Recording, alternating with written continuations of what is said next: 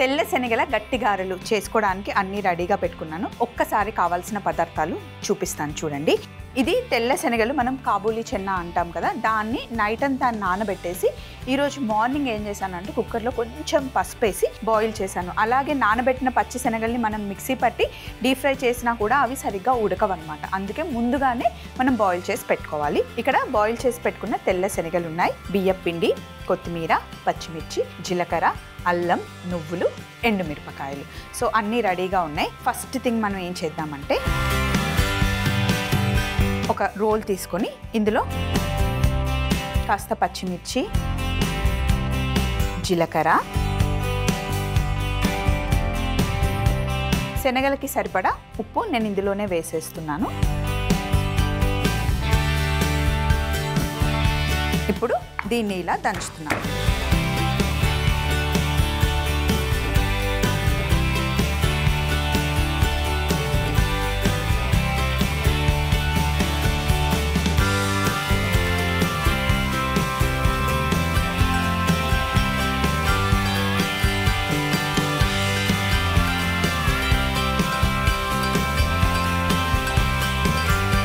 కచ్చాపచ్చాగా దంచిన తర్వాత ఇప్పుడు ఇందులో నేను ముందుగానే కట్ చేసి పెట్టుకున్న కొత్తిమీర వేస్తున్నాను.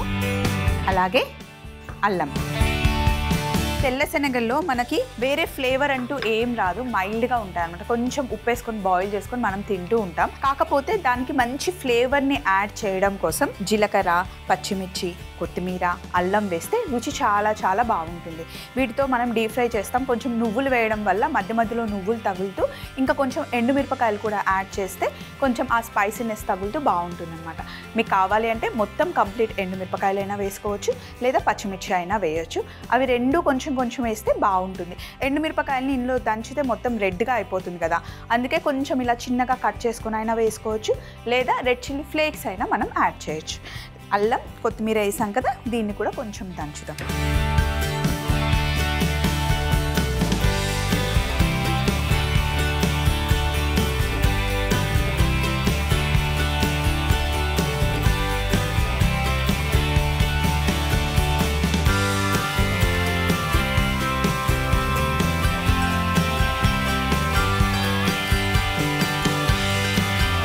ఇదిగోండి ఇలా కచ్చా పచ్చాగా దంచుకొని నేను ఇందులో వేసేసాను బౌల్లో. ఇప్పుడు ముందుగానే నానబెట్టుకున్న శనగల్ని బౌల్లో వేసేసి మొత్తం మిక్సీలో పట్టామనుకోండి పేస్ట్ లాగా అయిపోతుంది. కొంచెం మ్యాష్ చేసుకుంటే అక్కడక్కడ ఆ శనగల ముక్కలు తగులుతూ ఉంటే బాగుంటుంది. ఆల్రెడీ ఉడికిచ్చినాయి కాబట్టి చాలా ఫాస్ట్గా మ్యాష్ అయిపోతాయి. మ్యాషర్ తీసుకొని జస్ట్ ఇలా మనం మ్యాష్ చేసుకున్నాం. ఒక్కొక్క శనగలో ఒక 3-4 ముక్కలు అయ్యేలాగా మ్యాష్ చేసుకున్నాం అన్నమాట.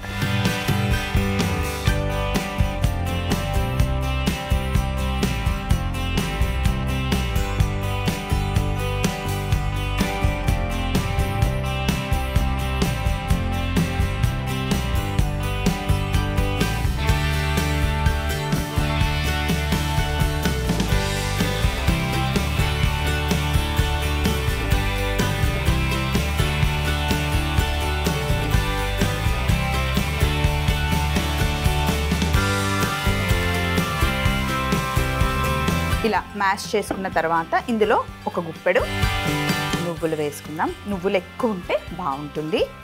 అలాగే ఒక 3 ఎండుమిరపకాయల్ని సన్నగా కట్ చేసి వేద్దాం. ఎంత సన్నగా అంటే మనకి పన్నుకి తగిలినా సరే కారం ఎక్కువ వేయకుండా, అలా అని పెద్ద పెద్ద ముక్కలు కనిపించకుండా ఇలా. ఇంత సన్నగా కట్ చేసుకోవడం మీకు ఇబ్బంది అనుకుంటే మిక్సీలో వేసేసి ఫ్లేక్స్ లాగా కూడా వేసుకోవచ్చు.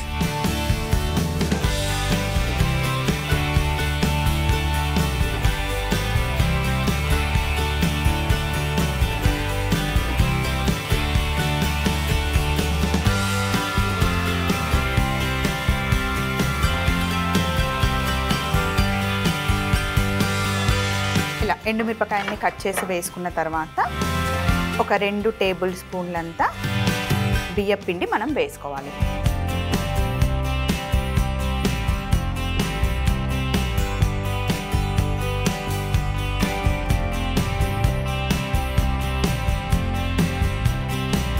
2 టేబుల్ స్పూన్ల బియ్యం పిండి వేసి ఇలా మంచిగా మిక్స్ చేయాలన్నమాట.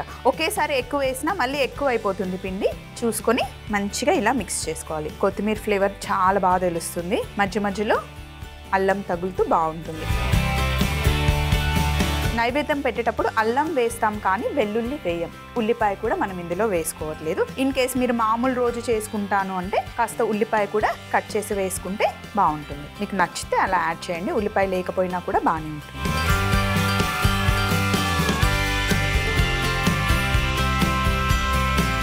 ఒకసారి పిండి మిక్స్ చేసుకున్న తర్వాత చూసుకొని కొద్దిగా అంటే కొంచెం ఇలా నీళ్లు చల్లుకొని గట్టిగా ఉండాలి పిండి. మెత్తగా వడల పిండిలా కాకుండా కాస్త గట్టిగా ఉండాలి. గట్టి గారెలు చేస్తున్నాం మనం.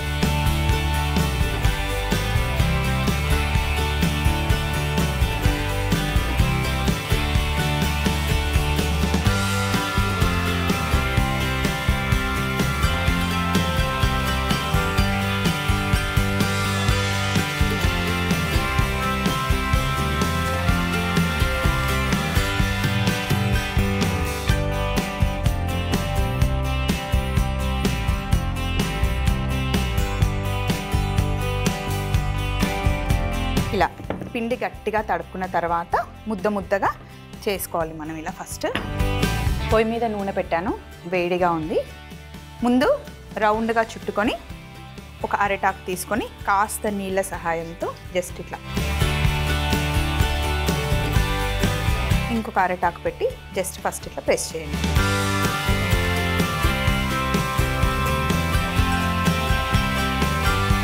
గారెలు ఒత్తుకోవడమే. ఒత్తుకున్న తర్వాత నూనెలో వేయాలి.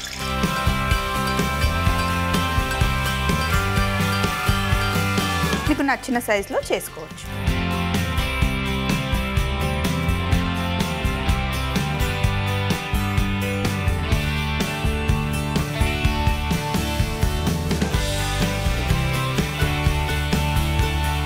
ఇలా అన్ని వడలు ఒత్తుకొని వేసుకోవడమే అన్నమాట.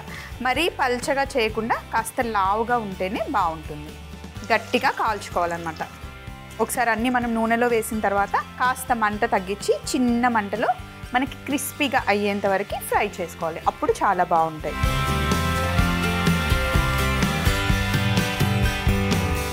మీరు ఇలా గారెల్లాగా వేసుకోవచ్చు, వడల్లాగా మధ్యలో చిన్న రంధ్రం చేసైనా వేసుకోవచ్చు.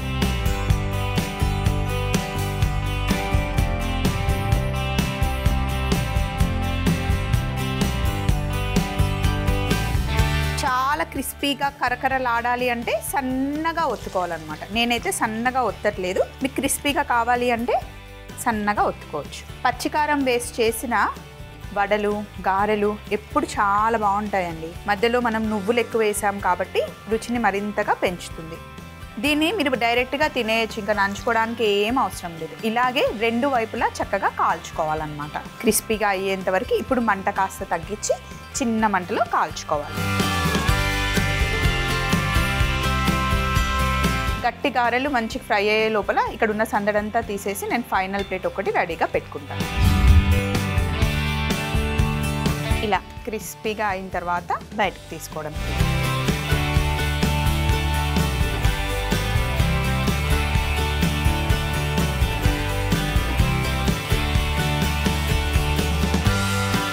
మొత్తం చల్లగా అయిన తర్వాత మీరు బాక్స్లో పెట్టేసుకొని మూత పెట్టేసుకోవచ్చు. తెల్ల శనగల గట్టి గారెలు తయారీ విధానం. ముందుగా రోటిలో పచ్చిమిర్చి, జీలకర్ర, ఉప్పు వేసి దంచుకోవాలి. అందులో కొత్తిమీర, అల్లం కూడా వేసి దంచుకొని బౌల్లో వేసుకొని అలాగే ముందుగానే నానబెట్టి ఉడికించుకున్న తెల్ల శనగలు కూడా వేసి చక్కగా మ్యాష్ చేసుకోవాలి. నువ్వులు, సన్నగా తరిగి పెట్టుకున్న ఎండుమిరపకాయలు, బియ్యం పిండి వేసి కొద్దిగా నీళ్ల సహాయంతో బాగా కలుపుకున్న తరువాత అరటాకు పైన ఇలా చూపిస్తున్న విధంగా ఒత్తుకొని నూనెలో వేసి క్రిస్పీగా అయ్యేంత వరకు మనం ఫ్రై చేసుకుంటే ఎంతో రుచికరమైన తెల్ల శనగల గట్టి గారెలు రెడీ అవుతాయి.